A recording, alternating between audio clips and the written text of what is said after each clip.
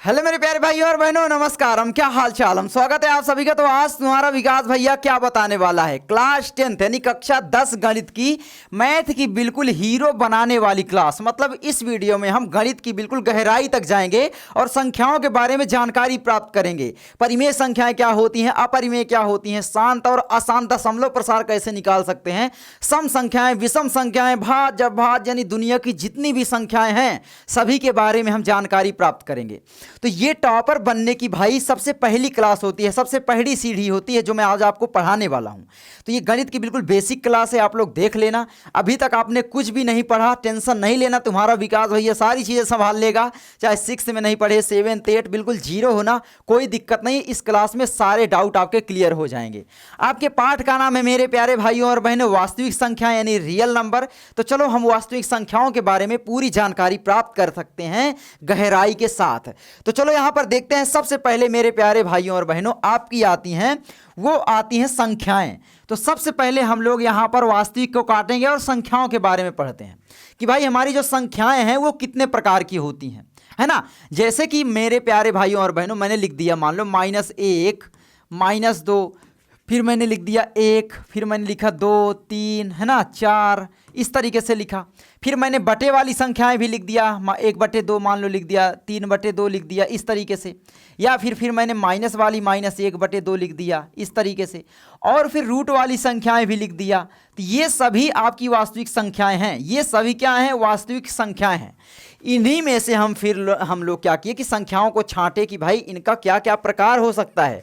तो आप लोगों ने सबसे पहले पढ़ा मेरे प्यारे भाइयों और बहनों, वो है प्राकृत संख्या। क्या होती है, प्राकृत संख्या। तो प्राकृत मतलब जो हमें प्राकृतिक रूप से प्राप्त हुई, तो वो हुई हमारी प्राकृत संख्याएं, ठीक है। तो ये आप लोगों को सबसे पहले पढ़ना होता है और ये आप लोगों ने मैक्सिमम स्टूडेंट पढ़ लिए हैं। इसको n से डिनोट करते हैं और अंग्रेजी में बोले तो नेचुरल नंबर। ये होती क्या है, तो मेरे प्यारे भाइयों और बहनों ये 1 से शुरू होती है, 2, 3, 4 और ये अनंत तक जाती है। देखो जल्दबाजी नहीं करना, गणित में जल्दबाजी कभी नहीं की जा सकती, नहीं तो फिर समझ में नहीं आएगा, ठीक है। उसके बाद आप लोग पढ़ते हो क्या भाई, ये संख्याएं अभी तो पूरी नहीं हुई। फिर हम लोगों ने संख्याओं को पूरा किया, क्या ऐड करके, 0। तो यहाँ पर हम लोग क्या किए कि भाई 0 भी ऐड कर दिए, तो हमारी संख्याएं क्या हुई, पूर्ण संख्याएं बन गई, है ना। क्या हुई, पूर्ण संख्याएं हो गई। तो यहाँ पर ये पूर्ण संख्याएं क्या होती हैं, इनको अंग्रेजी में बोले तो होल नंबर, इसको W से डिनोट करते हैं। तो ये संख्याएं क्या हैं, जिसमें हमने 0 को भी ऐड कर दिया प्राकृतिक संख्याओं में, 1, 2, है ना, 3, फिर उसके बाद हमारा आया 4, 5, इस तरीके से आगे हमारा अनंत तक संख्याएं जाती जाएंगी। तो ये क्या है, एक पूर्ण संख्याएं हो गई, है ना, बिल्कुल पूरी हो गई संख्याएं। लेकिन हमें फिर आविष्कार की ज़रूरत पड़ी। क्या भाई, हमें ज़रूरत इस चीज़ की पड़ी कि भाई मान लो हम आगे कोई कदम जाते हैं तो हम दर्शा देते हैं कि भाई हम 5 कदम आगे गए।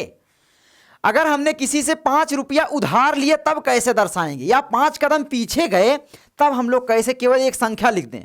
फिर तो हमको लिखना पड़ेगा 5 कदम पीछे, इतना बड़ा हो जाएगा, या फिर 5 रुपये उधार हमने लिया, इतना बड़ा हो जाएगा। लेकिन अगर मैं एक संख्या खोजूं जिसको मैं केवल इतना लिख दूं कि भाई -5, इसी में से पता चल जाए तो भाई बस सिंपल कि भाई 0 से जो है हम लोग पीछे कितना गए, तो भाई -5 यानी पीछे गए। अगर पॉजिटिव में आया प्लस तो ये हम आगे गए। ये लो, यानी 5 रुपया अगर हम किसी को दिए तो प्लस हम उससे चाहिए, और 5 रुपये हमने किसी से उधार लिए तो माइनस में चले गए, भाई कर्ज में चले गए, तो माइनस से दर्शा दिए। तो समझ में आ रहा है ना, बिल्कुल आराम से हर एक चीज़ समझेंगे। तो यहाँ पर पूर्ण संख्याएं हुई। तो पूर्ण संख्याओं में फिर हमें ऐड करने की ज़रूरत पड़ी मेरे प्यारे भाइयों और बहनों, पूर्णांक। यानी क्या है, अभी पूरे अंक नहीं थे, अब हमारे पूरे अंक हो जाएंगे, जिन्हें हमने पूर्णांक बोल दिया। पूर्णांक को अंग्रेजी में बोलें तो मेरे प्यारे भाइयों और बहनों इंटीजर बोलते हैं। क्या बोलते हैं, इंटीजर बोलते हैं। इंटीजर क्या होते हैं मैं आपको बता दूं, बिल्कुल सिंपल है कि भाई यहाँ पर मैं आपको बता देता हूँ। आप बचपन से नंबर लाइन ऐसे पढ़ते आए हो कि नहीं, बताना जल्दी जल्दी से मुझे बताना, बचपन से ही पढ़े हो। बीच में आपका होता है मेरे प्यारे भाइयों और बहनों 0, इधर आपके 1, अगर बोले तो +1 भी लिख सकते हो क्योंकि ये धन है, और धन चिन्ह जो है किसी भी संख्या में छुपा होता है, यानी 2 लिखा है इसका मतलब +2 है, ठीक है। तो ये बहुत सारे बच्चों को कन्फ्यूजन होती है, इसीलिए मैं हर एक चीज़ बता रहा हूँ। इस तरीके से हम लोगों ने आगे बढ़ा, अनंत तक ये जाएंगी, ठीक है। अब इनको हमने नाम दिया कि भाई ये हैं हमारे धन पूर्णांक। क्या हैं, धन पूर्णांक हैं, है ना। तो धन पूर्णांक हुए। धन पूर्णांक अगर बोलें तो ऐसे लिखते हैं पॉजिटिव इंटीजर यानी पॉजिटिव, ठीक है। ये हुए पॉजिटिव इंटीजर यानी धन पूर्णांक। उसके बाद हम लोग पीछे जैसे ही आते हैं तो हमारी ऋणात्मक संख्याएं प्रारंभ होती हैं -1, उसके बाद -2, -3, -4 इस तरीके से। और इन संख्याओं को हमने नाम क्या दिया मेरे प्यारे भाइयों और बहनों? ऋणात्मक संख्याएं। ऋणात्मक संख्याएं। भी सारी संख्याओं के बारे में जानकारी प्राप्त करेंगे, टेंशन नहीं लेना, नोट्स बनाते जाना बस, ठीक है। अब यहां पर ये जो हमारा 0 है ये एक बिल्कुल आप कह सकते हो मैजिकल नंबर है, जादुई संख्या है ये 0। अच्छा 0 क्या है? 0 में हम कभी भी ना तो प्लस लिख सकते हैं ना माइनस, यानी 0 ना तो धन होता है ना ऋण होता है, 0 केवल 0 होता है। तो ये क्वेश्चन बोर्ड एग्जाम में बहुत पूछा जाता है और बच्चे कन्फ्यूज रहते हैं, तो इसीलिए मैंने बता दिया। हर एक चीज़ आपका विकास भैया बताएगा, टेंशन नहीं लेना है। अच्छा इनमें से आपकी वास्तविक संख्याएं पूरी हो गई हैं। हाँ, नंबर लाइन में यानी हमारी जो संख्या रेखा है इसमें हम अगर संख्याओं को दर्शा ले गए तो मतलब वो वास्तविक संख्याएं ही हैं, यानी ये सभी की सभी वास्तविक संख्याएं हैं। आपकी प्राकृतिक संख्याएं भी वास्तविक संख्याएं हैं, आपकी पूर्ण संख्याएं भी हैं और पूर्णांक भी हैं। और पूर्णांक में भी आप कहो तो भाई ये दोनों संख्याएं आ ही जाती हैं। भाई पूर्णांक में प्राकृतिक संख्याएं और पूर्ण संख्याएं दोनों आ जाती हैं, समझ में आया? तो ये चीज़ हो गई। तो अब हम लोग क्या किए कि इनमें से अंकों को छांटना प्रारंभ किया। अब छांटेंगे तो हमें क्या क्या प्राप्त होगा वो हम लोगों ने देखा। मान लो हमने फिर आगे क्या किया कि हमने संख्याएं लिखा, 1 लिखा, 2 लिखा, 3 लिखा, है ना। अब यहाँ पर 4 भी लिखा, 5 भी लिखा, है ना, 6 भी लिखा, 7 भी लिखा, 8, 9, 10 आगे ऐसे ही सो ऑन हम लिखते गए अनंत तक। अब इनमें से हम लोगों ने संख्याओं को छांटा, संख्याओं को अलग किया और उनको अलग अलग नाम दिया। यही तो है। तो इनमें आप लोग क्या क्या नाम दोगे मेरे प्यारे भाइयों और बहनों? बताओ। सबसे पहले आपकी संख्या क्या आ जाती? एक तो कोई इसमें से संख्याएं हैं जो दूसरी संख्या से कट जाती हैं, तो हमने नाम दिया मेरे प्यारे भाइयों और बहनों। चौथा मान लो कि भाई भाज्य संख्याएं। क्या नाम दिया? भाज्य संख्याएं। थोड़ा कलर बदलते हैं, है ना। तो हमने यहां पर चौथा नाम दिया भाज्य संख्याएं। भाज्य संख्याएं। अच्छा भाज्य संख्याएं बोलें तो क्या होता है आपको पता है? शब्दों का ही महत्व है, ये शब्द पता होना चाहिए। भाज्य संख्याओं को अंग्रेजी में बोलते हैं कंपोजिट नंबर। क्या बोलते हैं? कंपोजिट नंबर, ठीक है। तो ये चीज़ याद रखना। अच्छा भाज्य संख्याएं बताओ क्या होंगी? ऐसी संख्याएं जिनका एक से अधिक गुणनखंड बने, यानी जिसमें किसी अन्य संख्या का भी भाग जाए स्वयं और क्या है एक के अलावा। जैसे मैंने मान लो यहां पर मेरे प्यारे भाइयों और बहनों 2 लिया, क्या 2 का हम गुणनखंड बनाएं तो ये 2 से बस लगेगा और यहां पर 1 आ जाएगा, यानी 2 और 1 बोले तो 1 तो चलता जाएगा, यानी 2 और 1 के अलावा इसका गुणनखंड नहीं है। इसका मतलब ये क्या हुई? अभाज्य संख्या हुई। हमें तो यहां पर भाज्य संख्या पता करना है। चलो यहां पर देखते हैं।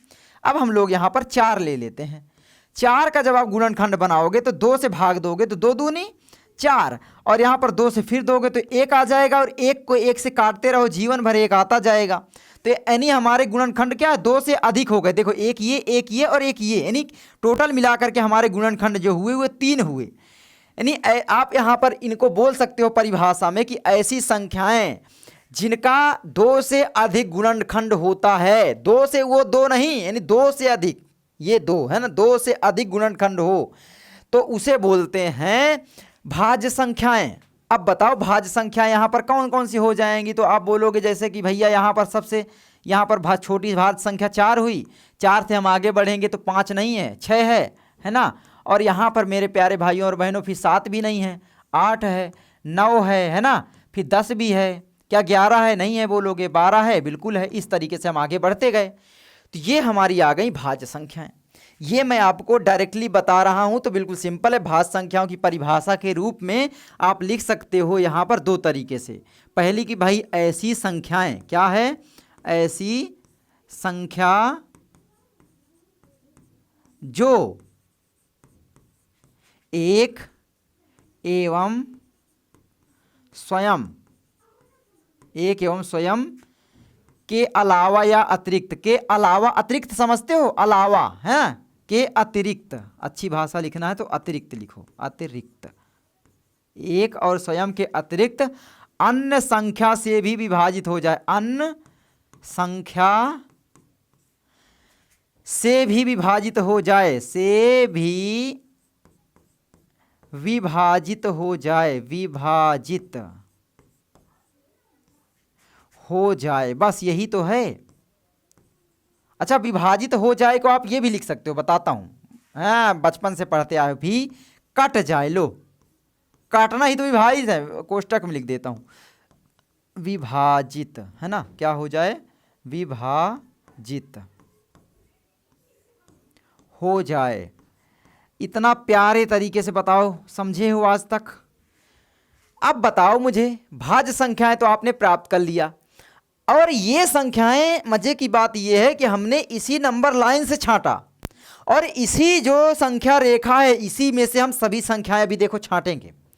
मतलब कि अगर आपने ये संख्या रेखा समझ लिया तो आप संख्याओं के सरदार बन जाओगे, संख्याओं की जानकारी आपको पूरी तरीके से मिल जाएगी। इसी संख्या रेखा का आधार बना के अभी हम बिल्कुल आसानी से सारी चीजें समझेंगे।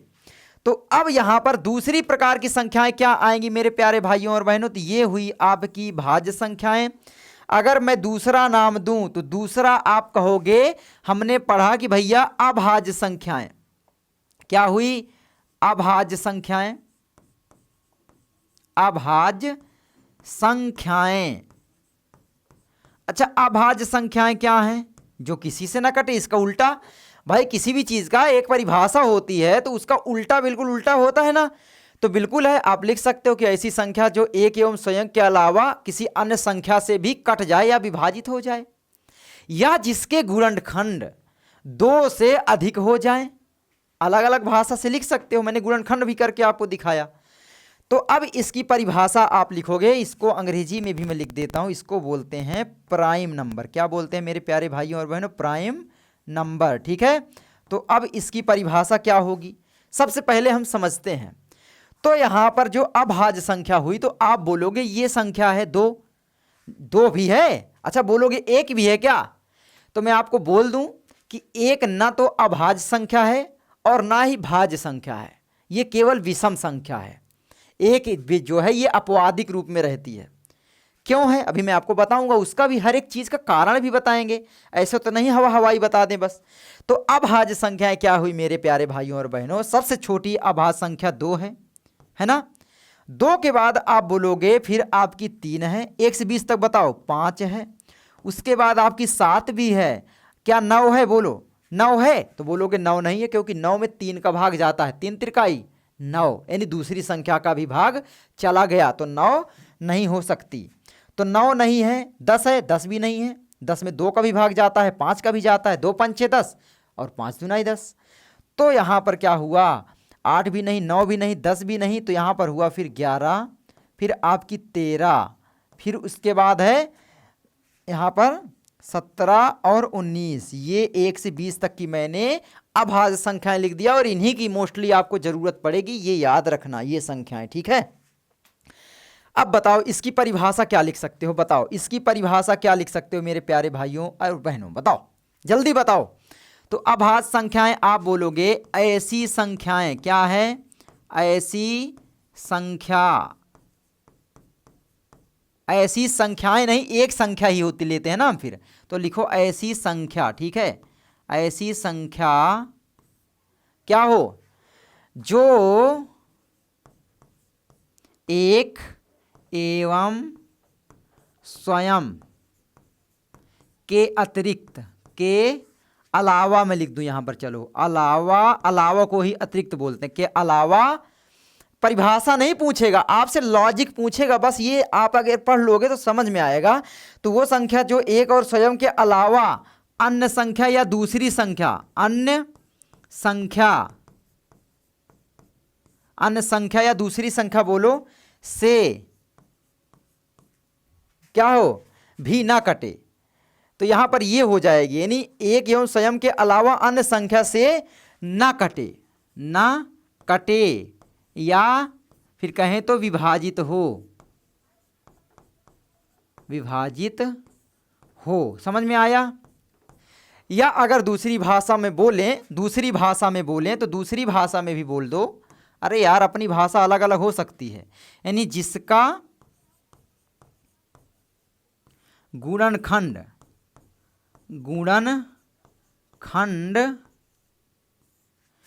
एक और स्वयं संख्या हो। बिल्कुल सिंपल है, ये भी परिभाषा हो सकती है छोटी सी। या बोले तो जिसके दो से अधिक गुणनखंड नहीं होते। या फिर दूसरी भाषा में हर एक भाषा बता दूंगा, ठीक है। जिसके केवल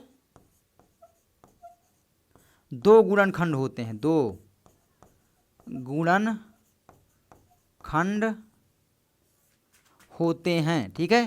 तो ये भी नोट आप बना सकते हो। लो भाई, हर एक चीज समझा दिया। अब इसी का उल्टा कर लेना कि भाई जिसके एक के अलावा यानी 2 से अधिक गुणनखंड होते हैं वो भाज्य हो जाएंगी। जिसके ये आप बस हर एक चीज समझ गए। अब ये आप लोगों ने समझ लिया भाज्य और अभाज्य संख्याओं का कॉन्सेप्ट, और ये आप बहुत पहले से समझे हो, लेकिन आपका रिवीजन हो गया। उसके बाद मेरे प्यारे भाइयों और बहनों, इन्हीं संख्याओं में फिर हमने छांटना शुरू किया कि भाई यहाँ कुछ तो गड़बड़ है गया। हम अभी देख रहे हैं भैया कि 2 का जो है ना, एक छोड़ते हैं 1 में भाग चला जाता है, फिर एक छोड़ते हैं एक संख्या में, नहीं 2 का जो है 4 में भाग जा रहा है, फिर 5 छोड़ के 6 में जा रहा है, फिर 7 छोड़ के 8 में जा रहा है। तो इन संख्याओं को भी हमने फिर एक नाम दे दिया। क्या नाम दे दिया भैया?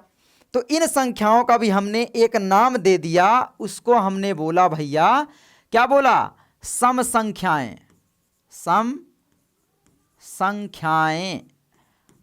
अच्छा, सम संख्याएं क्या होती हैं? अरे यार, सम संख्याएं, तो सम संख्याएं क्या होती हैं बताओ? सम संख्याओं को अंग्रेजी में बोले तो इवन नंबर। क्या होता है? Even number. ठीक है मेरे प्यारे भाइयों और बहनों, बताओ समझ में आ रहा है? तो सम संख्याएं क्या होती हैं? तो बोलोगे जिसमें 2 का पूरा पूरा भाग चला जाए। तो मैं यहाँ पर परिभाषा लिख देता हूँ, आप लोग यहाँ पर पढ़ लेना, ठीक है। तो यहाँ पर लिख देता हूँ, तो परिभाषा इसकी क्या हो जाएगी? तो यहाँ पर सिंपल है, परिभाषा कह सकते हो कि जिसमें, ऐसी संख्या जिसमें, मैं थोड़ा शॉर्ट में लिखूँगा, जिसमें 2 का पूरा पूरा क्यों लिख रहा हूँ? पूरा पूरा भाग चला जाए। अब पूरा का मतलब क्या है भैया? वो भी हर एक शब्द का मायने समझाऊंगा। चलो देखते हैं। पूरा मैंने 4 लिया, 4 को मैंने 2 से भाग दिया, या इसको हम ऐसे भी तो लिख सकते हैं कि भाई 4 भागे 2, यही तो लिखा है ये, यानी 2 दूनी 4। या फिर आप ऐसे भाग देते हो, फिर ये 4 में दे लो, 2 दूनी 4, पूरा चला गया, कट गया, खत्म कहानी। बोलो, तो ये गया। अगर मैं यहीं पर बोलूँगी भाई 5 में दे लो, तो दे लोगे 2 का भाग? बताओ, नहीं दे पाओगे। यानी 2.5 फिर आएगा, दशमलव आ जाएगा, यानी संख्या टूट जाएगी, पूर्ण नहीं रहेगी, तुम पूरी उड़ी नहीं खा पाओगे। तो अब यहां पर जिसमें 2 का पूरा भाग चला जाए वो संख्याएं हमने छांटा। तो हमने देखा कि भैया हमारी संख्या 0 से शुरू होती हैं, 2 होती है, यानी फिर 4, यानी 2 के पहाड़े में आने वाली संख्याएं 4, 6, 8, 10, 12, हाँ 56, आगे बढ़ो 102, आगे बढ़ो 1008, इस तरीके से आगे जितनी भी आगे बढ़ जाओ। ये संख्या ऐसी है जिनमें 2 का क्या है? भाग चला जाएगा। समझ रहे हो? एक बार मतलब उसको, अच्छा दूसरी भाषा में भी बोलें, ऐसी संख्या जिसको हम एक बार कम से कम आधा कर सकें, पूरा संख्या पूर्ण प्राप्त हो और आधा कर सकें। अगर बोले तो जैसे 12 हुआ, 12 का हम आधा करेंगे तो हमें पता है 2 छंग 12, ये हमारा शेषफल 0 आया। शेषफल हमें 0 आना चाहिए, ठीक है, नहीं आधा कर सकें। 6 बार में आधा हो गया है, तो सिंपल है। तो ये हमारी चली गई भैया, कौन सी चली? सम संख्याएं। समझ में आया? तो सम संख्याएं भी खत्म हो गई लंबर लाइन से। अब सम संख्याओं के बाद आपका एक कॉन्सेप्ट आएगा, आप इसमें ये लिख लेना है कि 2 के पहाड़े में आने वाली संख्याएं। अच्छा, 0 भी सम है या विषम? तो बहुत सारे लोग बोलते हैं सम है, और सम ही है, क्योंकि 0 में भी हम लोग 2 का भाग देंगे तो 0 आ जाता है, यानी सम है। है ना, सिंपल।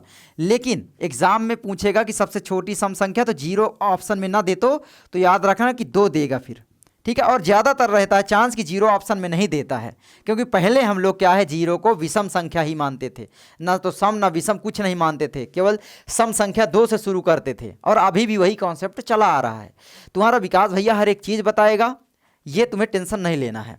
उसके बाद मेरे भाई 7वीं संख्याएं आप पढ़ते हो, क्या पढ़ोगे? सम संख्याओं के बाद आप मेरे भाई पढ़ते हो, क्या पढ़ोगे बताओ?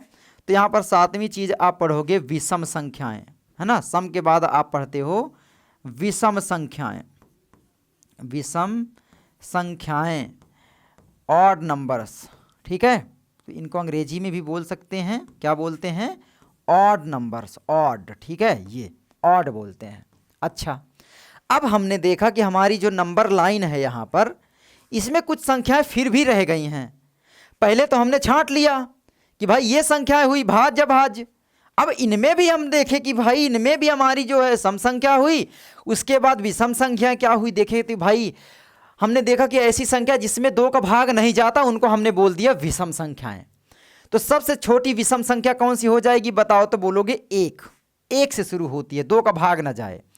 तो विषम संख्या क्या हुई भाई? 1 हुआ।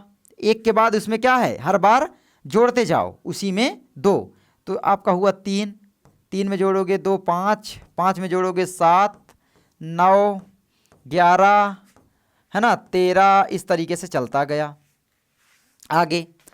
मज़े की बात यह है मेरे प्यारे भाइयों कि जो विषम संख्या हैं इसी में अभाज्य संख्याएं भी शामिल होती हैं, क्योंकि विषम संख्याओं का ही हिस्सा जो होता है वो अभाज्य संख्याएं होती हैं। ऐसे कोई बताया? बताओ, कान में दर्द होने लगता है, बताओ। तो इसका मतलब कि भाई अगर मैं अब आपसे बोलूं, चलो अब मैं आपसे बोलता हूं कि भाई ये आपने समझ लिया कि विषम संख्याएं क्या होती हैं। मैं आपको परिभाषा भी लिख देता हूं, बहुत सारे बच्चे क्या बोलते हैं, परिभाषा लिख दो कि ऐसी संख्या क्या होती है, ऐसी संख्या जिसमें 2 का पूरा पूरा भाग नहीं जाता, 2 का भाग नहीं जाता, चलो भाग नहीं जाता। या फिर आप लिख सकते हो, ऐसी संख्या जिसमें 2 का भाग नहीं जाता, या ऐसी संख्या जो 2 से ना कटे। क्या है? जो 2 से ना कटे, ये हमारी संख्या हो गई भैया विषम संख्याएं।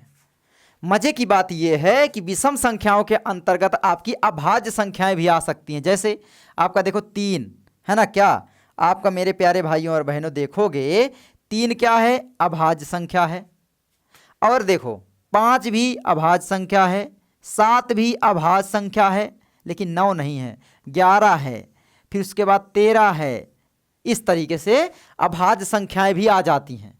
यानी आप बोले तो विषम संख्याओं के अंतर्गत सभी अभाज्य संख्याएं आ जाती हैं, केवल अगर बोलें तो 2 को छोड़कर। देखो 2 नहीं है, क्योंकि 2 जो है वो सम में पहुंच जाता है, यानी 2 जो है सबसे छोटी अभाज्य संख्या भी है और सम संख्या भी है, और केवल 2 ही है। और यही बोर्ड एग्जाम में क्वेश्चन आता है, डायरेक्टली पूछेगा कि 2 अभाज्य है या भाज्य या सम, बहुविकल्पी में दे देगा और बच्चे कंफ्यूज हो जाएंगे, ज्यादातर बच्चे कंफ्यूज होते हैं।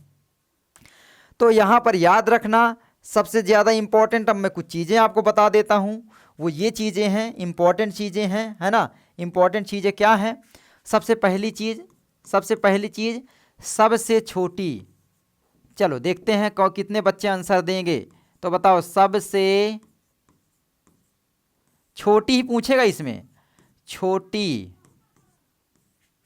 सबसे छोटी भाज्य संख्या बताओ, भाज्य संख्या बताओ क्या हो जाएगा? सबसे छोटी भाज्य संख्या मुझे आप लोग कमेंट करो जल्दी, देखता हूं कितने बच्चे बताएंगे। दूसरा क्वेश्चन आपसे पूछ लेगा बोर्ड एग्जाम में सीधे कि सबसे छोटी विषम संख्या, अच्छा बताओ सबसे छोटी विषम संख्या क्या होगी? अगर आपने पीछे कॉन्सेप्ट समझा तो बताओगे आप। तीसरा आप मुझे क्वेश्चन का आंसर दो है ना, सबसे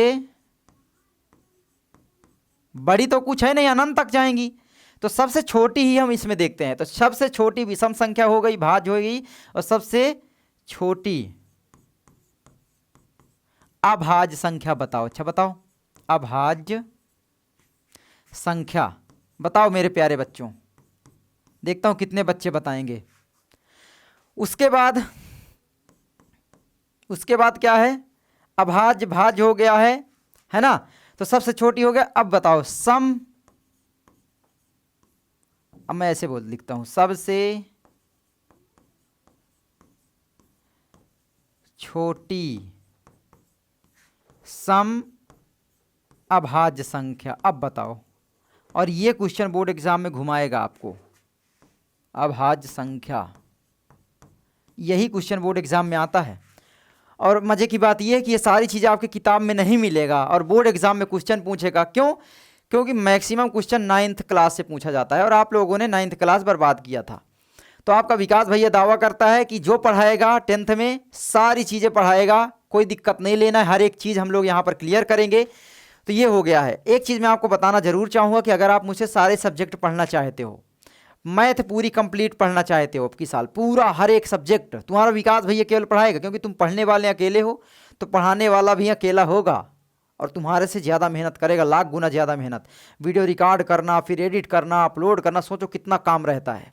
और आपके साथ साथ कंधे से कंधा मिलाकर चल रहा हूँ।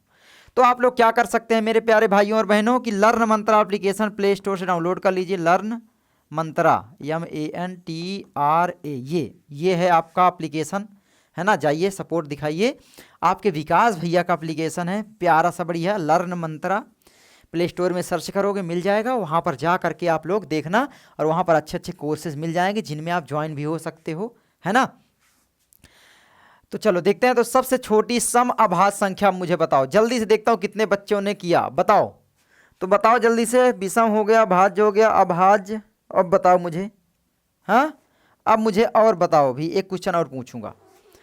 तो यहाँ पर आप लोग देखोगे ये सम संख्या है, विषम संख्या हो गई, और यहाँ पर भाज्य और अभाज्य, ठीक है।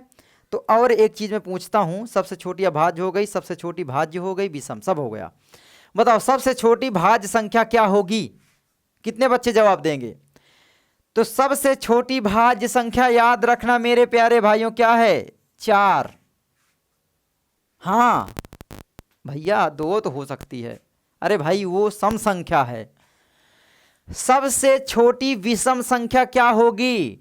तो सबसे छोटी विषम संख्या 1 होती है, 1 होती है विषम संख्या। लेकिन याद रखना 1 भाज्य भी नहीं है और अभाज्य भी नहीं है, क्योंकि अभाज्य का मतलब है कि 2 गुणनखंड हों कम से कम, लेकिन इसके केवल 1 ही गुणनखंड है, वो खुद 1 है। लेकिन अभाज्य संख्या की परिभाषा मैंने बताया, 1 और स्वयं वह संख्या गुणनखंड में हो, लेकिन यहाँ पर केवल 1 गुणनखंड है, इसीलिए ये अभाज्य संख्या भी नहीं है। बहुत सारे बच्चे बोलेंगे भैया 1 अभाज्य हो जाएगी, और यही में आप फंसोगे। हर एक चीज़ बताऊंगा। उसके बाद देखो सबसे छोटी अभाज्य संख्या, सबसे छोटी अभाज्य संख्या बोले मेरे प्यारे भाइयों और बहनों, तो वो है 2। और मजे की बात यह है कि 2 जो है ये सम संख्या भी है। इसके बाद आप कोई भी सम संख्या नहीं पाओगे जो अभाज्य भी हो। उसके बाद मैंने पूछा कि सबसे छोटी सम अभाज्य संख्या, वो भी क्या हो जाएगी? 2 ही हो जाएगी, क्योंकि 2 जो है वो सम भी है, सम भी है, और यहां पर अभाज्य भी है। समझ में आया? इसीलिए इसको बोला जाता है सम अभाज्य, है ना। तो ये समझ लेना आप लोग, ठीक है। तो ये सारी चीज़ें आई होप आप लोगों ने समझ लिया होगा, है ना। पूरा हमने गणित खलास कर दिया है। अब हम लोग प्यारे प्यारे मक्खन तरीके से पढ़ेंगे, वो है वास्तविक संख्याएं। अच्छा, यहाँ पर अभी और थोड़ा सा बताऊं तो एक मान लो आपकी संख्या आएगी, वो कौन सी होगी? 8वां नंबर है मान लो, तो 8वां नंबर आप लोग पढ़ोगे यहाँ पर। फिर अब आप लोग पढ़ लोगे भिन्न संख्याएँ। अब ऊपर ऊपर थोड़ा सा बताते हैं, भिन्न संख्याएँ गहराई तक ही बताएंगे, डरना नहीं है, ठीक है। यानी फ्रैक्शंस जो होती हैं, क्या होती हैं? फ्रैक्शन, ठीक है, यानी पार्ट के रूप में जो होती हैं। भिन्न जो होती हैं वो सभी परिमेय संख्याओं के रूप में ही होती, बस याद रखना केवल धनात्मक होती हैं, यानी धनात्मक होंगी। +1/2, 3/2, इस तरीके से, यानी बटे के रूप में। 5/4, है ना, 4/8 इस तरीके से आपकी जो भी हो, तुल्य भिन्न है ये तो इसकी, है ना। अब बताओ यहाँ पर ये सिंपल सा समझ में आया? बोलो हाँ आया। ये भिन्न है, लेकिन याद रखना भिन्न जो होती हैं, भिन्न सदैव धनात्मक होती है। क्या होती है? धनात्मक होती हैं, ठीक है, ये याद रखना बस। क्योंकि बोर्ड एग्जाम में घुमा सकता है कि भाई दे दिया -1/2, बोलो ये भिन्न है या नहीं। बहुत सारे बच्चे बोलेंगे हाँ यार बटे के रूप में भिन्न है, लेकिन नहीं, क्योंकि ये निगेटिव चिन्ह लगा है, ठीक है। तो ये याद रखना, भिन्न सदैव क्या होती हैं? धनात्मक होती हैं। उसके बाद भिन्न के बाद आप अब पढ़ो भैया आराम से, बढ़िया। क्या पढ़ोगे? परिमेय संख्याएं और अपरिमेय संख्याएं, और इन्हीं में सारी संख्याएं आ जाती हैं। परिमेय संख्याएं, परिमेय संख्या जिनको बटे के रूप में लिख सकें, बिल्कुल सिंपल है। परिमेय संख्याएं जो होती हैं सिंपल, इनको अंग्रेजी में बोल सकते हो रेशनल नंबर, रेशनल नंबर, ठीक है। तो रेशनल नंबर जो होता है मेरे प्यारे भाइयों और बहनों, ये क्या होते हैं? बिल्कुल सिंपल है, जिसको हम बटे के रूप में लिख सकें। जैसे मैंने लिखा 1/2, ये क्या है? परिमेय संख्या हुई। -1/2 परिमेय संख्या हुई। 0 के बटे में 1 तो लिख सकते हैं ना, ये भी परिमेय संख्या हुई। यानी सभी पूर्णांक जो हैं वो परिमेय संख्याएं होती हैं। यानी मैं अगर आपसे बोलूं कि परिमेय संख्या की परिभाषा देने से पहले अगर मैं आपको समझा दूं कि जो हमने नंबर लाइन मान लो यहाँ पर एक बनाया था, ये इस तरीके से, यहाँ पर मान लो हमारा 0 है, ये आपकी धन पूर्णांक हुए, 1 2 3 आगे बढ़ता जाता है ना। इधर हमारे मेरे प्यारे भाइयों ऋण पूर्णांक हुए इस तरीके से। तो इसका मतलब है कि सभी पूर्णांक परिमेय संख्या हो सकते हैं, बिल्कुल हो सकते हैं। क्यों हो सकते हैं? मैंने आपको बताया ना कि जो बटे के रूप में हो और किसी भी संख्या के बटे में 1 लगाया जा सकता है। बताओ लगाया जा सकता है कि नहीं? तो इसीलिए ये परिमेय संख्या हो जाएगी। यानी इसका परिभाषा सिंपल सा है, मैं अब आपको परिभाषा बता देता हूँ, सिंपल याद रखना, ठीक है। क्या याद रखोगे? चलो ये आपको समझ में आया। तो अब हम लोग केवल परिमेय और अपरिमेय संख्या देखते हैं, इसके अनुसार हम लोगों ने समझ लिया, ठीक है। तो अब हम लोग केवल परिमेय और अपरिमेय संख्या देखेंगे। तो परिमेय संख्या की परिभाषा देखते हैं। परिमेय संख्या, तो परिमेय संख्या क्या होती है बताओ? सिंपल, ऐसी संख्या, आपके बुक में परिभाषा मिलेगी ना जो वही वाली, ऐसी संख्या, ठीक है, जिसे, ऐसी संख्या जिसे P/Q के रूप में लिखा जा सके। P/Q बोले तो P को जो है वो बोला जाता है अंश, और बटे में आपका होता है हर, यानी अंश बटे हर के रूप में क्या होए? लिखा जा सके। के रूप की हो या लिख दो, कोई कुछ भी लिख दो, के रूप में लिखा जा सके, में लिखा जा सके, ठीक है। ये परिभाषा परफेक्ट है। लेकिन याद रखना, बस एक चीज याद रखना, जहां क्या हो? P तथा Q पूर्णांक हों, इंटीजर हों, और पूर्णांक मैंने बताया ना, यानी P और Q जो है पूर्णांक हों। याद रखना, पूर्णांक का मतलब पूरे अंक, दशमलव में ना हो 0.5/1.2 इस तरीके से परिमेय संख्या नहीं होगी।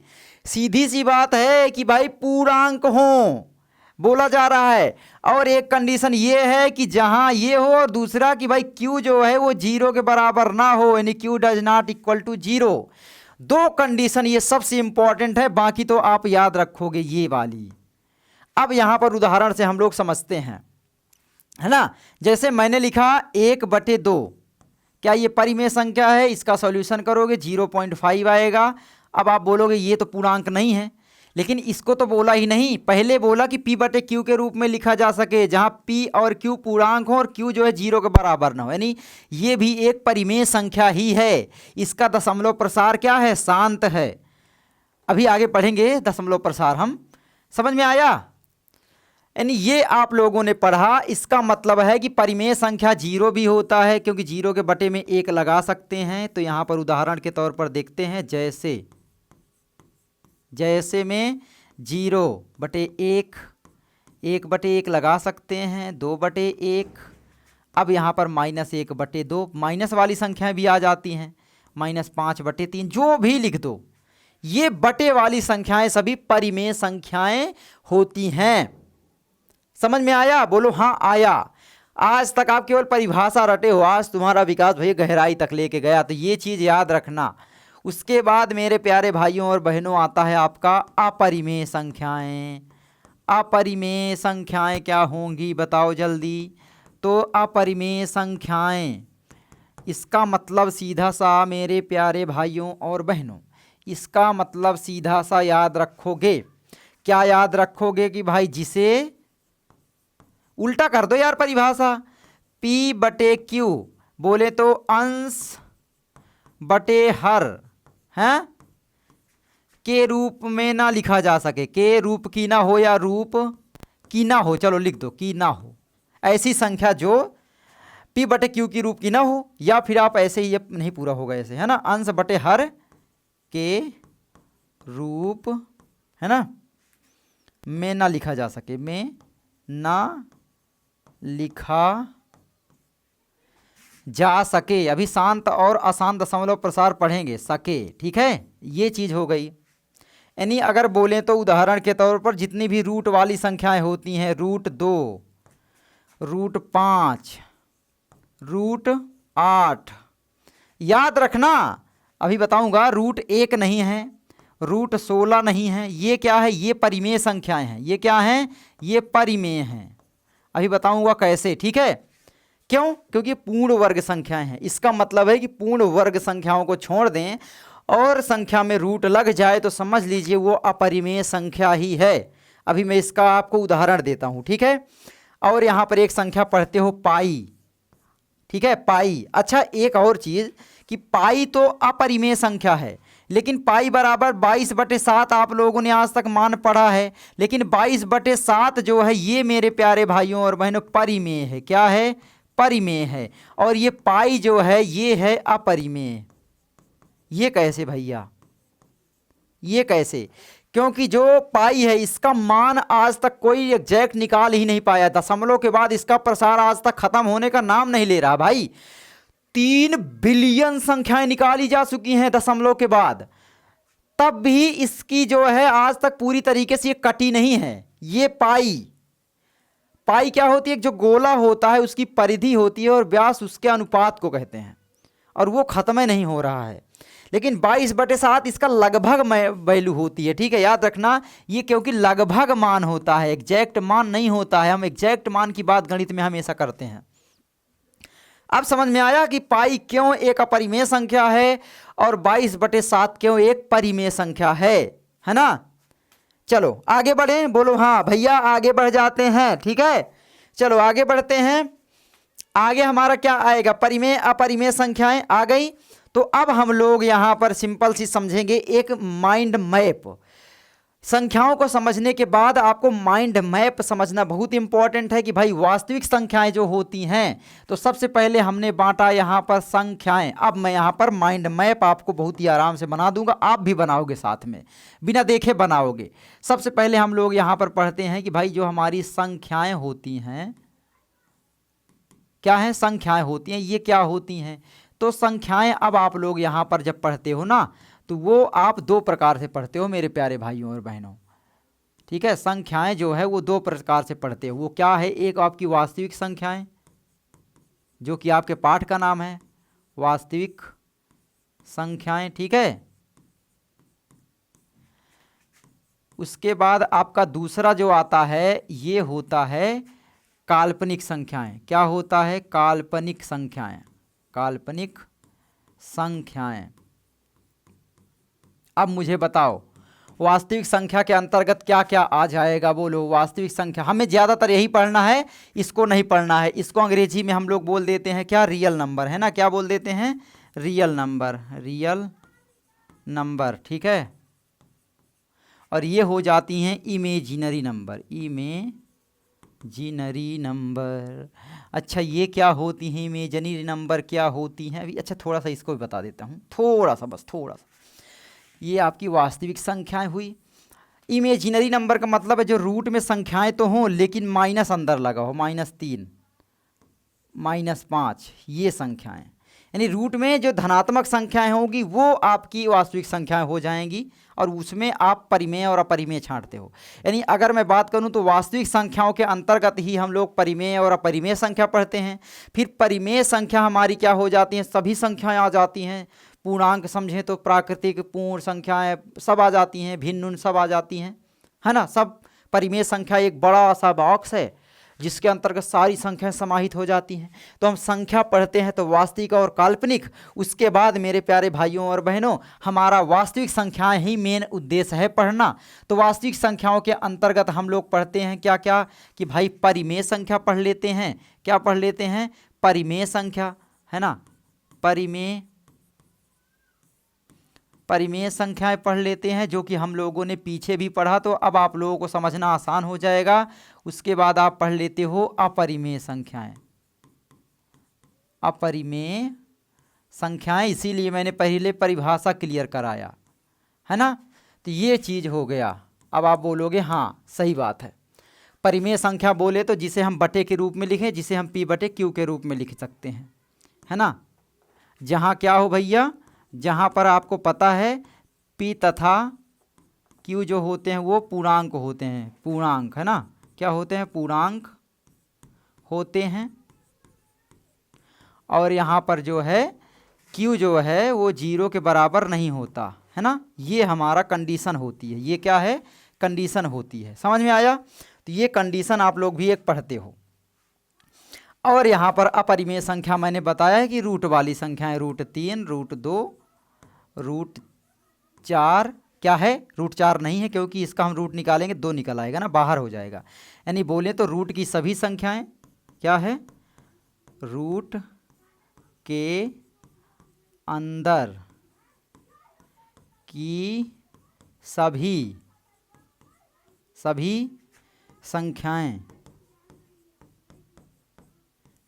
क्या है भाई, किसको छोड़ करके, तो बस इसमें लिख देना कि पूर्ण वर्ग संख्याओं को छोड़कर, पूर्ण, तो यहाँ पर आपका हो जाएगा पूर्ण वर्ग संख्याओं को छोड़कर। ठीक है, तो ये आपका सबसे इंपॉर्टेंट पार्ट है। जैसे मैंने बोला कि √16, तो √16 क्या है, ये एक परिमेय संख्या हो जाएगी क्योंकि हम इसको लिख सकते हैं 4 गुणा में 4 रूट में ना, तो हमारा जो है 4 यहाँ पर बाहर आ जाएगा और 4 क्या है, एक परिमेय संख्या, इसीलिए √16 भी एक परिमेय संख्या। तो इस तरीके से आपको मैंने इसीलिए बताया कि भाई जो पूर्ण वर्ग संख्या है, जैसे 5×5 = 25 हुआ, है ना, इस तरीके से जो वर्ग संख्याएं हैं। समझ में आया, ये चीज़ आपको समझ में आया। अब ये चीज़ बताओ समझ में आया, तो बोलो हाँ समझ में आया। मैं समझ लो 1 घंटे से पढ़ा रहा हूँ। इतनी चीज़ समझने के बाद इन्हीं संख्याओं के हम लोग क्या किए भाई, पार्ट निकाले, परिमेय और अपरिमेय। इन्हीं संख्याओं के अंतर्गत हमने देखा कि कुछ प्रकार की संख्याएं होती हैं भाई, है ना। अब हम लोग पढ़ेंगे दशमलव प्रसार। संख्याओं का क्या है, दशमलव प्रसार, यानी संख्या जो है, संख्याओं, अरे यार मैं पता नहीं कैसे करता हूँ भाई, क्या हो रहा है ये।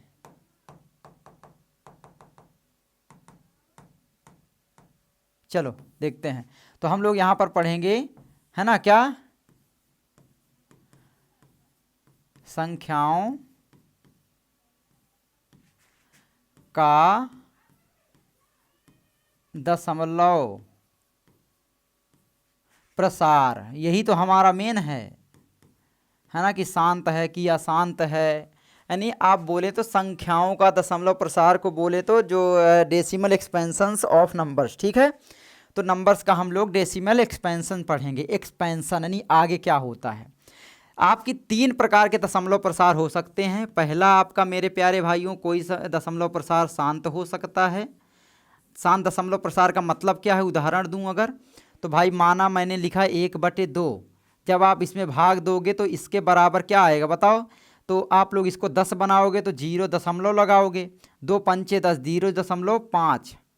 अरे भाई 1 में जो है हम 2 का भाग ही दे रहे हैं, नहीं जाएगा तो जीरो के बाद दशमलव लगाओ, एक जीरो बढ़ाओ, 2 पंचे 10, गया ना 0.5, तो 0.5 हुआ, यानी इसका दशमलव प्रसार क्या है, शांत है। अच्छा, शांत दशमलव प्रसार को ही क्या है, इसको ही बोलते हैं शांत, या तो हम बोलते हैं, याद रखना, अवसानी। क्या बोलते हैं, अवसानी, अवसानी, याद रखना।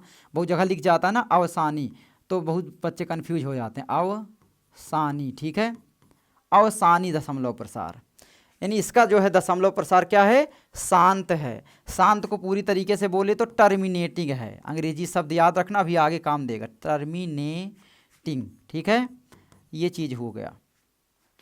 अच्छा, दूसरा दशमलव प्रसार क्या हो सकता है, दूसरा दशमलव प्रसार हो सकता है कि भाई वो अशांत होगा, है ना, यही तो हो सकता है। अच्छा, अशांत दशमलव प्रसार भी आपके दो तरीके के होंगे, अभी मैं आपको बताऊंगा सब, है। तो अशांत, अशांत को बोलते हैं यहां पर भाई, ये जो होगा नॉन टर्मिनेटिंग होगा। क्या होगा, नॉन टर्मिनेटिंग, यानी अगर बोले नॉन टर्मिनेटिंग को तो यहां पर आप बोल सकते हो अवसानी के बाद अनवसानी, अशांत को बोलोगे अनावसानी। ये शब्दों का ही तो महत्व है, क्योंकि एग्जाम में आता है शब्द, और शब्द का अर्थ आपको नहीं पता तो कुछ नहीं आएगा। इसको आप अंग्रेजी भाषा में बोलें तो भाई नॉन टर्मिनेटिंग, नॉन टर्मिनेटिंग, ठीक है, ये नॉन टर्मिनेटिंग, ये आपका हो गया। अच्छा, ये क्या होता है, मान लो मैंने एक संख्या लिया 1/3, क्या है, एग्जाम्पल लेते हैं, मान लो मैंने एक संख्या लिया 1/3, अब मुझे बताना 1/3 का आप लोग भाग दो, यानी 1 में जो है 3 का भाग दो, नहीं जाएगा, जीरो के बाद दशमलव लगा के यहाँ पर 10 करो, 3 तिरकाई 9, फिर क्या बचा 1, फिर इसको 10 बनाओ, 3 तिरकाई 9, फिर क्या बचा 1, फिर ये 10 बनाओ, यानी ये 3 3 3 3 जीवन भर रिपीट होता रहेगा। इसका मतलब है 1/3 का बराबर हम लिख सकते हैं कि 0.3 3 3, यानी कब तक लिखेंगे बताओ, कितना लिखेंगे 3 3। तो फिर हमने एक ट्रिक मंगाई, और वो ट्रिक का नाम है कि भाई इसके बराबर हम लिख दें कि 0.3 और ये रिकरिंग का चिन्ह लगा दें, यानी इसी चिन्ह को हम लोग बोलते हैं दंड या रिकरिंग, ठीक है। तो ये चीज़ होता है। तो नॉन टर्मिनेटिंग का एक्चुअली में मतलब ये भी होता है कि रिकरिंग होता है, इसका अर्थ रिकरिंग भी होता है। आप समझ में आया, बोलो हाँ। और रिकरिंग क्या होता है, इस चिन्ह को बोलते हैं, ये चिन्ह जो ऊपर लग जाता है, और इसी को हम लोग क्या बोलते हैं, बार भी बोलते हैं, कई जगह क्या है, दंड भी बोलते हैं, दंड, समझ रहे हो। लेकिन ज़्यादातर रिकरिंग आप बोलोगे, अच्छी बात है, कोई दिक्कत नहीं है, ठीक है। तो ये आपका इसका दशमलव प्रसार रिकरिंग हुआ। अब यहाँ पर बताओ, ये बार बार रिपीट हो रहा है। दूसरा एग्जाम्पल लो, 1/7, देखो ये P/Q के रूप में क्यों लिखा जा सकता है, क्योंकि इसका दशमलव प्रसार अशांत तो है, साथ में क्या है, रिकरिंग है, यानी आप बोल सकते हो रिपीटिंग है। नॉन टर्मिनेटिंग दो प्रकार का मैंने बताया, एक तो आपका ये है रिकरिंग, नॉन टर्मिनेटिंग क्या है, रिकरिंग। रिकरिंग का मतलब आप कह सकते हो कि रिपीटिंग है, क्या है, रिपीटिंग है, रिपीटिंग है इसका दशमलव प्रसार। अच्छा, अशांत तो है लेकिन रिपीटिंग है, बार बार एक संख्या रिपीट हो रही, याद रखना रिपीटिंग है, ठीक है।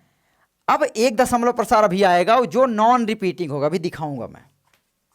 1/7 का भी हल करोगे तो भी लगभग कितना आएगा, तो ये भी आपका आएगा 0.142857, यही आएगा। और उसके बाद ये रिपीट होना प्रारंभ हो जाएगा, तो इसमें हम ऊपर इस तरीके दंड लगा देते हैं, यानी ये भी क्या है, दशमलव प्रसार क्या है, रिपीटिंग है, क्या है, रिपीटिंग है। और रिपीटिंग को ही मेरे प्यारे भाइयों आप याद रखना, हम बोलते क्या हैं बताओ, तो इसको हम बोलते हैं आवर्ती, ठीक है, ये हो गया। तो ये आप दो प्रकार के दशमलव प्रसार पढ़े, शांत और अशांत। अशांत दशमलव प्रसार क्या प्रकार का होता है, देखो ये रिपीट हो रहा है यानी रिकरिंग है, यानी रिपीटिंग है बोले तो, या आवर्ती है बोले तो।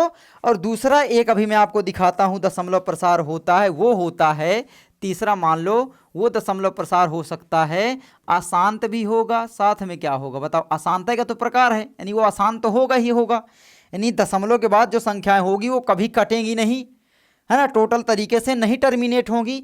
और अशांत के बाद जो मेरे प्यारे भाइयों और बहनों होगा वो साथ में आपका जो होगा वो हो जाएगा आपका अनावर्ती।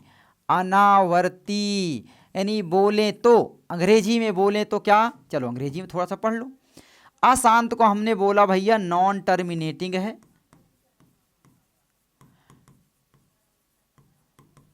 और नॉन टर्मिनेटिंग को ही हम बोल देते हैं अनावर्ती, यानी आप बोल सकते हैं नॉन रिपीटिंग, यानी रिपीट नहीं कर रहा है, नॉन रिपीटिंग, हाँ, नॉन टर्मिनेटिंग अनावर्ती।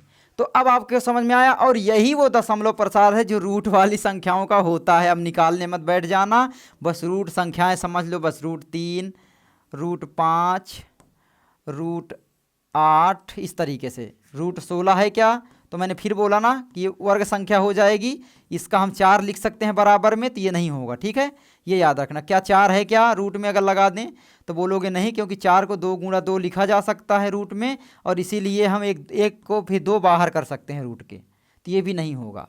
तो सिंपल है, पूर्ण वर्ग संख्याओं को छोड़ के जो हमारी ये वाली संख्या है इनका दशमलव प्रसार नॉन टर्मिनेटिंग और नॉन रिपीटिंग होता है।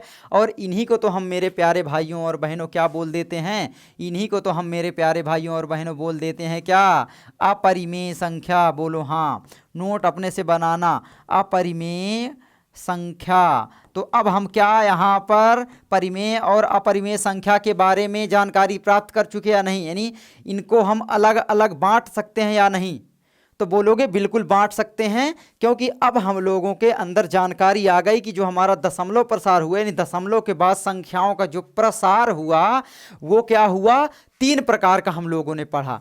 मेनली 2 प्रकार का पढ़ा, पहला कि भाई शांत हुआ, दूसरा अशांत हुआ। अब अशांत भी होगा तो एक तो रिपीट करेगा बार बार 0.3333, जिसके ऊपर हम दंड चिन्ह लगा देते हैं या फिर रिकरिंग लगा देते हैं, और ये परिमेय संख्या के अंतर्गत आएगा। और मेन एक ही कंडीशन है, जो अपरिमेय संख्याएं होंगी उसका दशमलव प्रसार नॉन टर्मिनेटिंग होगा, बोले तो अशांत होगा, और यहाँ पर नॉन रिपीटिंग होगा, बोले तो अनावर्ती होगा। समझ में आया, तो ये आपका आ गया। तो अब मैं आपको बोलूं कि दशमलव प्रसार के अनुसार परिमेय और अपरिमेय संख्या बताओ तो क्या होगा, बताओ।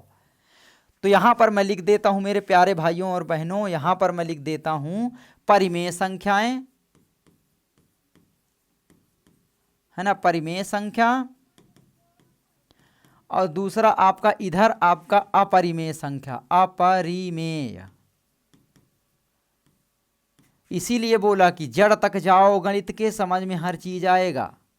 अब बताओ परिमेय संख्या, अब बताओ परिमेय संख्या, अब बताओ अपरिमेय संख्या। बता लोगे ना कि भाई मैंने बोला कि भाई 1/3 क्या है, परिमेय या अपरिमेय, तो 1/7 क्या है बोलो, 1/9 क्या है बोलो, 1/20 क्या है बोलो।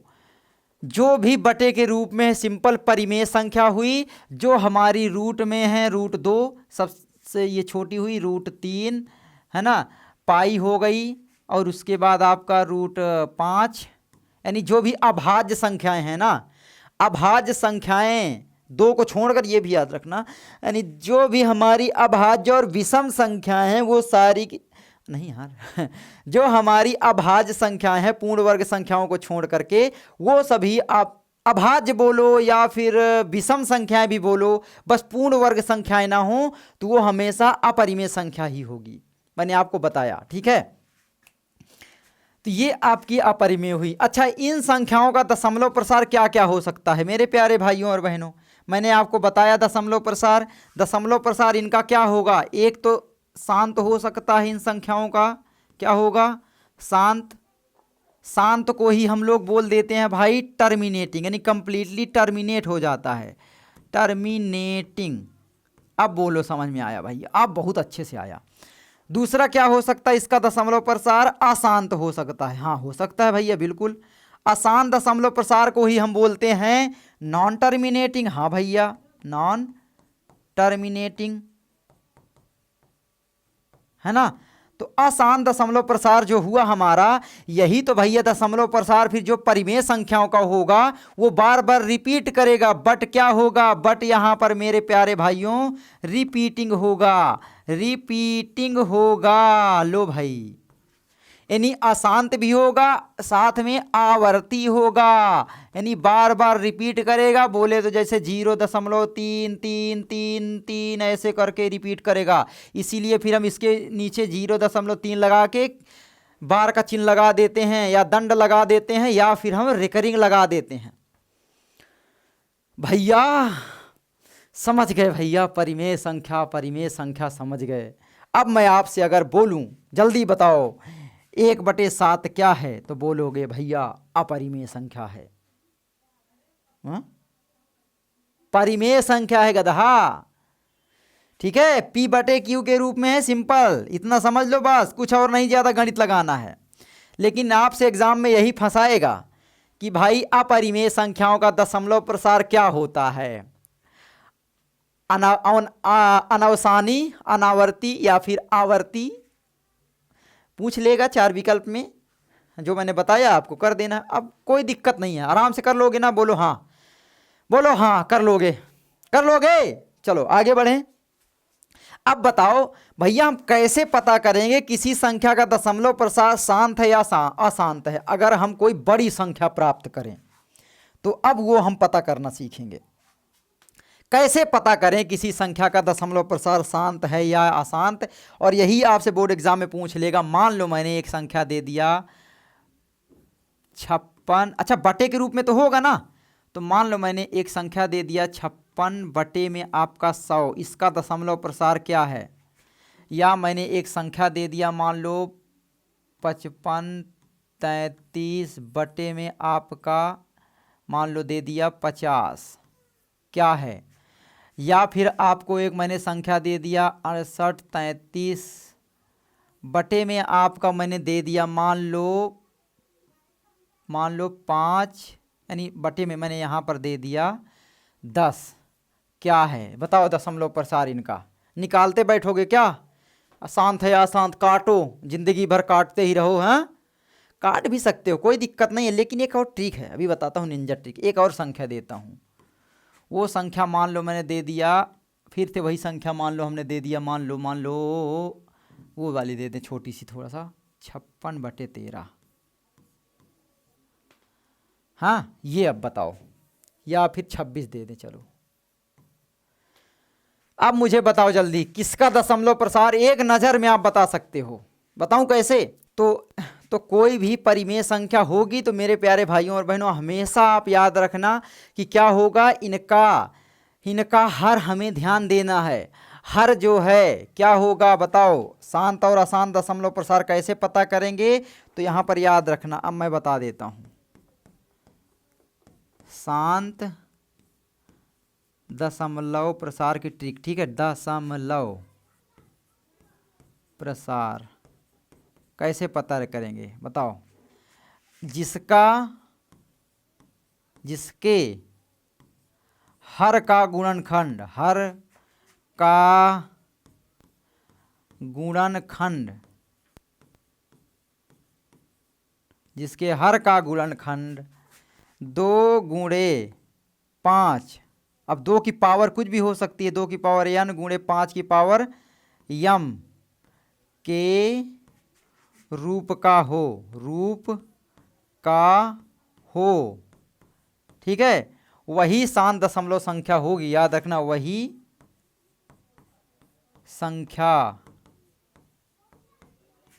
का दशमलव प्रसार शांत होगा, ठीक है। ये चीज़ याद रखना, और यही बेसिक क्लास होती है। अब यहाँ पर हम एग्जाम्पल लिए 56/100, अब यहाँ पर चलो देखते हैं। तो मेरे प्यारे भाइयों और बहनों 56 बटे में आपका 100 दिया है, तो यानी हमें कुछ नहीं करना, हमें केवल हर को देखना, ये हर को देखना है। तो हर का हम गुणनखंड बनाएंगे। सबसे पहले क्या करेंगे, यानी 100 का हम गुणनखंड अगर बनाएंगे तो बोलोगे 2 से काटोगे 50 आएगा, 50 को भी 2 से काटोगे 25 आएगा, 25 अब 5 से लगेगा, 5 25, और फिर 5 5 से लग जाएगा, 1 आ जाएगा, यानी गुणनखंड इसका हुआ। तो बोलोगे इसका गुणनखंड जो हुआ वो 2 गुणा में आपका 2 हुआ, फिर उसके बाद गुणा में 5 गुणा में 5 हुआ। अब इसके बराबर लिख सकते हो 2 की पावर आपकी 2 गुणा में 5 की पावर आपकी 2। अब बताओ, यही को तो मैंने बोला कि भाई जिसका दशमलव प्रसार शांत होगा उसका जो है गुणनखंड हर का 2 की पावर n गुणा में 5 की पावर m होगा। यम क्या है और यन क्या है, ये घातांक हैं, याद रखना, ठीक है। तो ये चीज़ याद रखना। अब मैं यहाँ पर एक चीज़ और ऐड कर दूँ कि भाई ये होगा, ठीक है, दशमलव पर जिसके हर का गुणनखंड 2 इसके के रूप का हो, है ना। अब यहाँ पर और एक चीज़ लिख लो, और एक चीज़ लिख लो, है ना, का हो जहाँ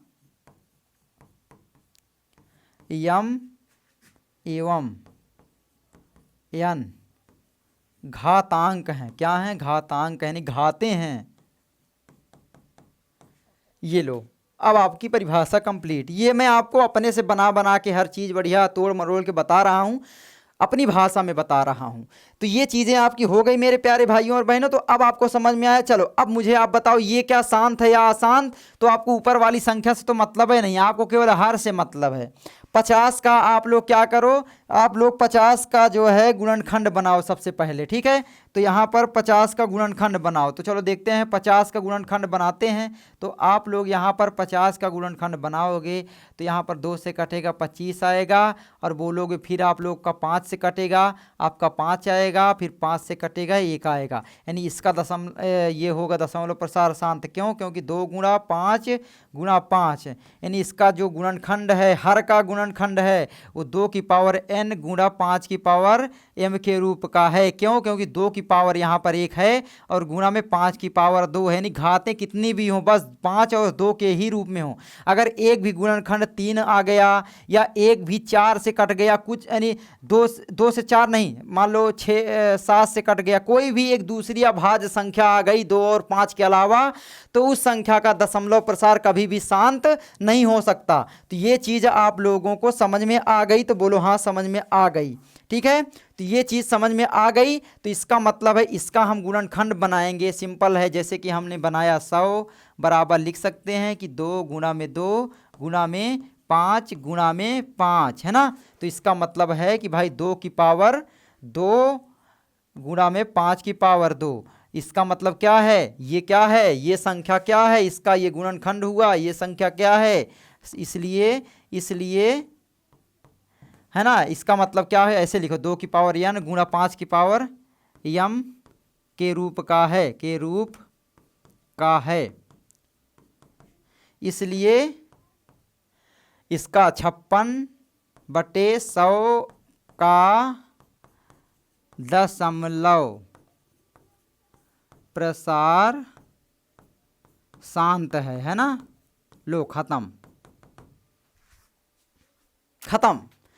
बताओ ये दशमलव प्रसार शांत है, तो बोलोगे हाँ, क्योंकि 2 गुणे 5 10 का गुणनखंड बनाएंगे। बताओ 26 वाला है शांत, तो देख लो इसका थोड़ा सा देखते हैं भाई। 26 क्या है, बटे में क्या है 26, चलो देखते हैं भाई 26 को देखते हैं। 26 2 से लग जाएगा 13 आएगा, और ये 13 से लगेगा 1 आएगा, यानी 2 गुणे 13 क्या है बताओ। बताओ ये है 2 की पावर n गुणा 5 की पावर m के रूप का, तो बोलोगे नहीं है, क्योंकि 13 की पावर हो जाएगी, 13 की पावर 1 है ना, तो ये 13 हो जाएगा यहाँ, तो होगा ही नहीं। तो सिंपल है, ये आपका संख्या जो हो जाएगी वो आपकी यहाँ पर अशांत हो जाएगी। ये क्या है, अशांत हो जाएगी, और ये क्या है, शांत हो जाएगी, और ये भी शांत हो जाएगी, और इधर ये भी शांत हो जाएगी। अब बोलो शांत अशांत दशमलव में कोई दिक्कत है, तो बोलोगे नहीं दिक्कत भैया। समझ में आया। अब यहाँ पर हम लोग क्या करेंगे, अब हम लोग प्रमेय देखते हैं, है ना। सिंपल है, मैं प्रश्नावली में डायरेक्ट बताऊंगा, यही में बच्चों को कन्फ्यूजन होती है सबसे ज़्यादा, तो मैंने आपको बता दिया है। चलो अब मिलते हैं हम अगली वीडियो में डायरेक्ट प्रश्नावली के साथ। वहीं पर मैं आपको जो आपकी अंकगणित की आधारभूत प्रमेय है उसको मैं बता दूंगा। ठीक है, सिंपल सी है कि भाई किसी भी संख्या को मान लो मैंने लिए 56 3 2, ये संख्या है, किसी भी संख्या को आधारभूत प्रमेय क्या कहती है मैं आपको यही बता देता हूं कि भाई किसी भी संख्या को अभाज्य संख्या के गुणनखंड के रूप में दर्शाया जा सकता है, के गुणनखंड के रूप में लिखा जा सकता है या में दर्शाया जा सकता है, जो बोलो दर्शाया जा सकता है। इसका मतलब क्या है, चलो समझ लेते हैं। इसका मतलब ये है मेरे प्यारे भाइयों और बहनों, मान लो मैंने लिया 56, फिर से इसको आप काटोगे तो क्या आएगा, 2 आएगा, है ना। क्या आ जाएगा, 2 13 का कितना हो जाएगा, 2 चौक 56 का क्या होगा बताओ, 2 दूनी 4, 2 8 16 28, फिर 2 से काटोगे 14 आएगा, 14 जो है फिर 2 से कटेगा 7 आएगा, और 7 से कट जाएगा 1 आएगा। यानी हमारी अभाज्य संख्याओं का गुणनखंड क्या हुआ, 2 की पावर 1 2 3 3 और गुणा में आपका 7 की पावर 1, 7 की पावर 1 मतलब 7 है। तो ये देखो अभाज्य संख्याओं के गुणनखंड के रूप में हमने इसको दर्शा दिया। दुनिया की कोई भी संख्या हो, प्राकृतिक संख्या, याद रखना प्राकृतिक संख्या, ये दशमलव वाली नहीं कि अब लो भैया दशमलव वाली दर्शाओ, नहीं, प्राकृतिक संख्या, तो उसको अभाज्य संख्या के गुणनखंड के रूप में दर्शाया जा सकता है। तो यहाँ पर लिख लेना, जहां संख्या, मान लो कोई संख्या मान लो a है, a मान लेते हैं, प्राकृतिक होगी, प्राकृत संख्या है। ठीक है, लो ये आधारभूत प्रमेय भी खत्म हो गई। और एक चीज आती है, एक फार्मूला आप आगे और पढ़ते हो, है ना। क्या होता है जब आप मासा लासा निकालोगे, अभी याद कर लेना कि भाई जो एक संख्या का मान लो 26 है और दूसरी संख्या मान लो हमारी है 28, इनका हमें क्या करना है, मासा निकालना है। क्या करना है, मासा निकालना है, मासा निकालना है ना। तो हम लासा अपने आप निकाल सकते हैं और लासा निकालने हैं। तो लासा और मासा के बारे में पूरी जानकारी मैं आपको अगली वीडियो में बिल्कुल आसानी से दूंगा। बस फार्मूला याद रखना कि कोई संख्या ए है, उसकी संख्या बी के साथ गुणा करेंगे तो उसका जो लासा और मासा निकालेंगे, यानी HCF गुणा में LCM वो बराबर होगा। बस ये एक प्रमेय है, बस यही आपके 2 सूत्र हैं जो कि काम आएंगे। आई होप आपको वीडियो अच्छी लगी होगी, अगर अच्छी लगी लाइक करना, चैनल पर सब्सक्राइब करना। मैं मिलता हूँ आपसे अगली वीडियो में। इतनी गहराई से कोई नहीं बताएगा, रॉ वीडियो थी, कोई मैं स्क्रिप्ट नहीं कुछ नहीं, बट डायरेक्ट मैं दिल से पढ़ाने आ गया आप लोगों को। कैसे लगा भाई बताना, जो पढ़े हो भाई बताना, डेफिनेटली बताना। और लर्न मंत्र एप्लीकेशन प्ले स्टोर से डाउनलोड करना। मैं मिलता हूँ आपसे अगली वीडियो में प्रश्नावली के साथ। जय हिंद, जय भारत, वंदे मातरम। पढ़ाई करते रहें। All the very best.